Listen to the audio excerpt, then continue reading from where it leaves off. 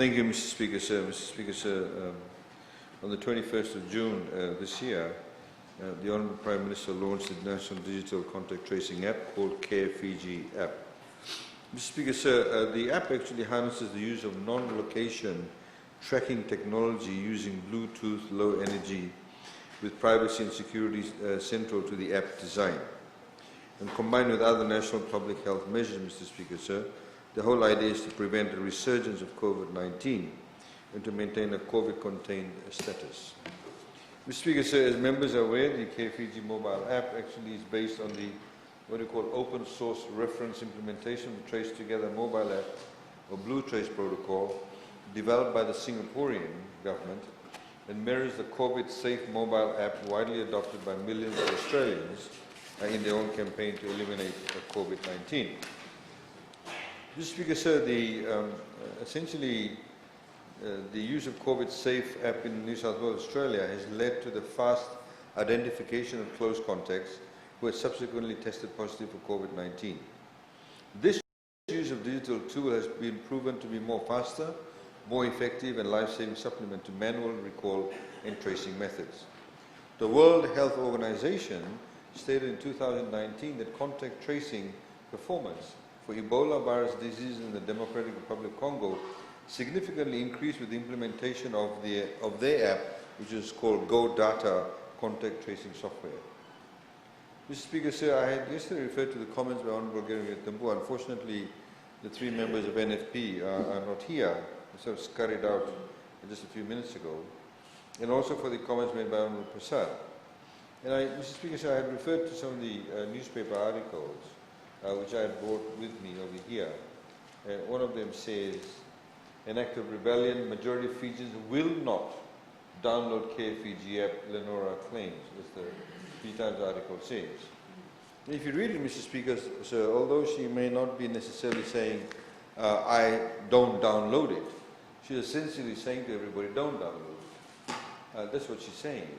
And Mr. Speaker, sir, it is quite highly irresponsible. And she's sort of citing political reasons. This downloading of this app is not actually a political issue. It's actually a health issue. It's a health and safety issue. And I know the honourable members of the opposition were, featured and had been asked questions from SODELPA. But I'm glad to say at least their responses weren't stupid.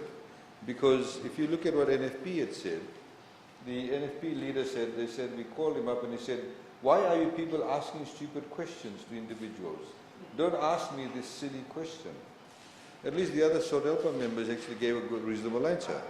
And I understand that some of them may have actually downloaded that app. It is really important. I please urge you to do that. And I thank you for doing so. Just for those people who may not still understand, I've got my app on. It's on in the background all the time. If Honourable Kepa announced she's got an app on, which hopefully she does, our apps actually, our Bluetooth is simply bouncing off each other. And because we've been in a room for more than 15 minutes, the proximity of 2 meters, all it does, on an encrypted form, her phone records my number and my phone records her number in encrypted form. It does not say that we were here in the chambers. It won't say if I met up for her for dinner tonight. It won't say the way I met up with her. It does not give any location whatsoever. All it does, it gives the encrypted number, and that number is stored for 28 days. On the 29th day, Honourable Kepa's number will fall off from my phone, and my number will fall off from her phone. The record is only for 28 days. God forbid that in the process, should in a week's time that I get COVID-19, I get tested COVID-19, what the Ministry of Health will tell me is, who have you been in contact with over the past 28 days? Humanly, none of us, some of us more than others, cannot remember who we met over the past 28 days. All it will then do, if I go up to the Ministry of Health and I have COVID-19, they say, who have you been in contact with?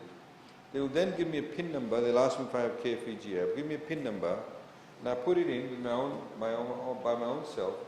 All the numbers that I've been in contact with for the past 28 days within that close proximity and for 15 minutes will appear on a dashboard in the Ministry of Health.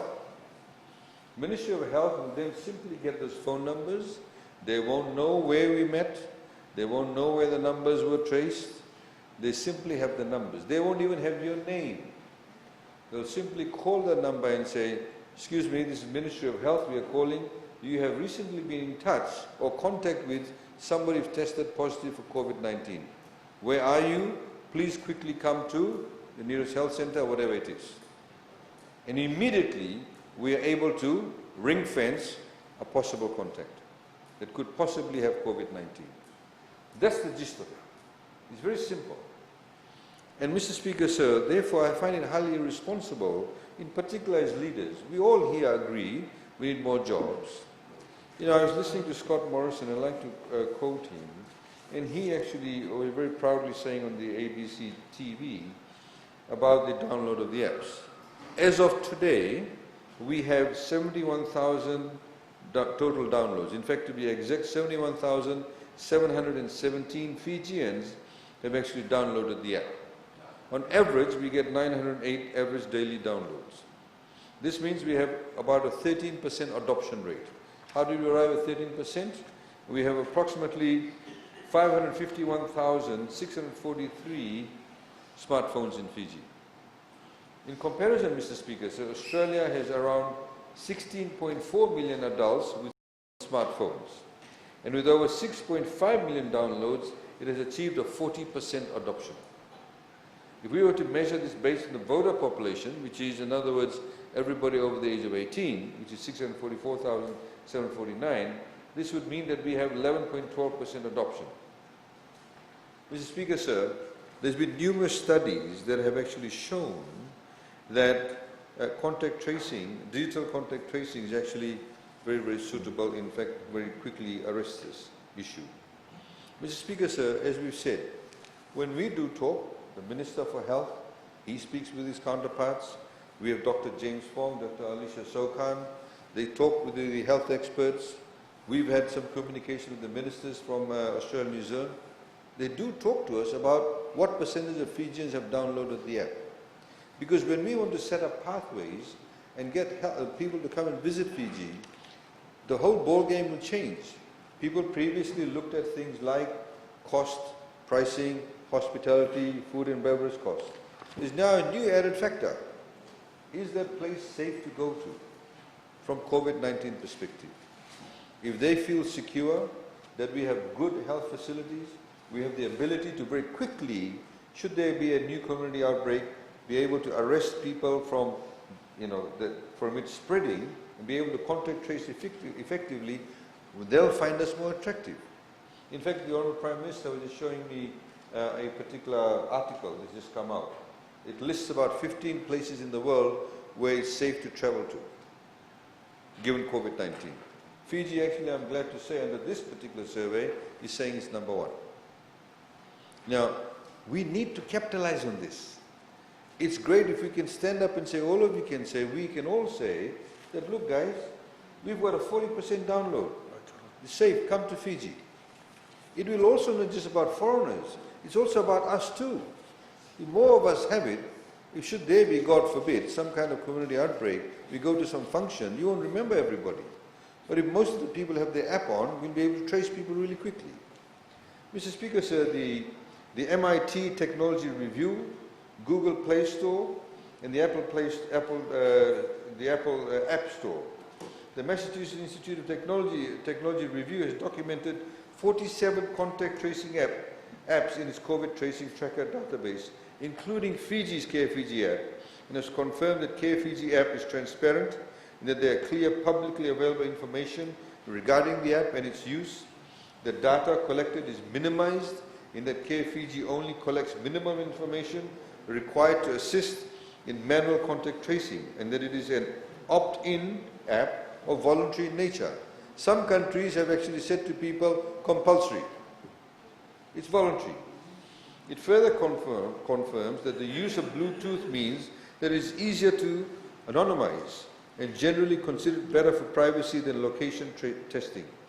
Mr. Speaker, so just very quickly also, I wanted to highlight that Fiji ranks above other nationally backed contact tracing apps in, Indonesia, China, Algeria, India, Malaysia, Qatar, Philippines, Ghana, to name a few, Mr. Speaker, sir. Mr. Speaker, sir, also, the careFIJI app has, and again because of the misinformation, has built-in privacy safeguards. These are, the technology used is Bluetooth low-energy technology. Honorable Prasad, if he's not here, he should note careFIJI app does not capture geolocation information of where you are at, nor does it need to. The only information captured by careFIJI app is the encrypted phone number, as I mentioned. Mr. Speaker, sir, careFIJI app only requires mobile number for registration. There is no other personal information that is required for registration, unlike other contact tracing apps. For example, in Australia, it requires you for your mobile number, your name, your age range, and your postcode. In Fiji, we don't require that. In fact, careFIJI app protects actual identities of users. Mr. Speaker, sir, there is a number of other features. We don't access your phone contacts, text messages, etc. The other arrangement we managed to achieve, Mr. Speaker, sir, is that when you actually download careFIJI app, it uses virtually no mobile data. However, careFIJI app needs 10 MB to download onto your phone. And once you have downloaded, Vodafone and Inc. will, and we've made arrangements with them, will reimburse you with 10 times that amount. If you use 10 MB to download, they'll give back 100 MB data for free. For free. 10 times more. From 22 June 2020, Digicel has also provided 100 MB of data to their customers to download the careFIJI app. And also, careFIJI app has been zero rated by the mobile operators post-installation process. So once you've downloaded it, you get your 100 MB. Should you want to go to the app and look at other features, it's for free. Mr. Speaker, sir, it uses minimum battery from your phones itself. Mr. Speaker, sir, I don't want to labor too much the point, but I wanted to actually very quickly highlight a comparison. The careFIJI app adoption rate needs to be increased dramatically, as we've said, and especially when we compare this to the careFIJI app. careFIJI app has a download of 460,000 Fijians have downloaded the careFIJI app. 460,000 Fijians. The mandatory registration process of careFIJI app, it collects your mobile phone number, your email address. That was implemented from March of 2019, and since then, the app has registered more than 400,000 downloads. The fact is, we are good at downloading. We can download. If you already have 460,000 people watching TV programs or the rugby whenever it comes on their phones, you obviously can download the careFIJI app. And Mr. Speaker, sir, of course, it's for free. So, Mr. Speaker, sir, I wanted to just highlight that to date we have 71,717 Fijians have actually downloaded the app. We hope that will continue to increase, and we seek the help of all members of Parliament to ensure that more Fijians actually download the app, so we're able to not just give security to our own people, but also be able to tell the rest of the world that Fiji is a safe place to come to. Thank you.